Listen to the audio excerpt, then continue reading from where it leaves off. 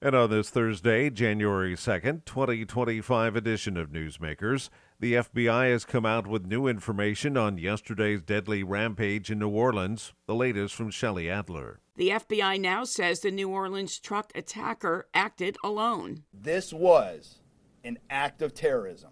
It was premeditated and an evil act. Christopher Rea, the Deputy Assistant Director of the FBI's Counter-Terrorism Division, who said the assailant also posted 5 videos to his Facebook page in the hours before the violence. In the first video, Jabbar explains he originally planned to harm his family and friends, but was concerned the news headlines would not focus on the, quote, war between the believers and the disbelievers, end quote.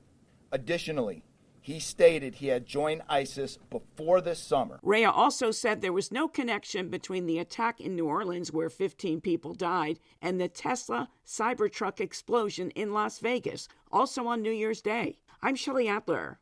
Meanwhile, the FBI says it disrupted an alleged plot to kill employees of a pro-Israel organization on the first night of Hanukkah. Michael Kastner reports. Recent court documents claim that Forrest Pemberton of Gainesville, Florida, traveled to the South Florida offices of the American Israel Public Affairs Committee just before Hanukkah to scout the area and return later with concealed firearms. Pemberton is accused of traveling to the organization's office with the intent of killing, injuring, harassing, and intimidating people in the group. He was arrested on the first day of Hanukkah when he was found in a rideshare vehicle carrying weapons and ammunition. I'm Michael Kastner. The conditions of 2 victims of the Abundant Life Christian school shooting last month are improving. University of Wisconsin Health in Madison says the victims are now in fair condition after previously being listed in critical condition. The December 16th shooting left 3 people dead, including the 15-year-old shooter. Madison police are still trying to determine the motive for the shooter. Pope Francis is calling for peace and the protection of life in 2025. Naeun Kim reports. Pope Francis has ushered in the new year with a renewed appeal for the faithful to reject abortion. In his homily, he called for a firm commitment to protect and respect life from conception to natural death. The New Year's Day Mass was dedicated to Mary, the Mother of Jesus, and held in St. Peter's Basilica. The Mass marked the final big event of Francis's busy Christmas schedule. The Pope, who suffers from respiratory problems, faces another big year, as 2025 marks Vatican's Big Holy Year, a once-every-quarter-century celebration that's expected to bring 32 million pilgrims to Rome. I'm Naeun Kim.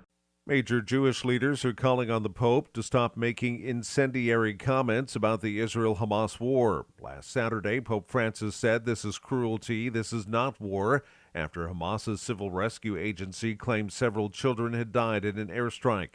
The Conference of Presidents of major American Jewish organizations says some of the Pope's comments distort Israel's legitimate military campaign and fuel unjust targeting of the Jewish state.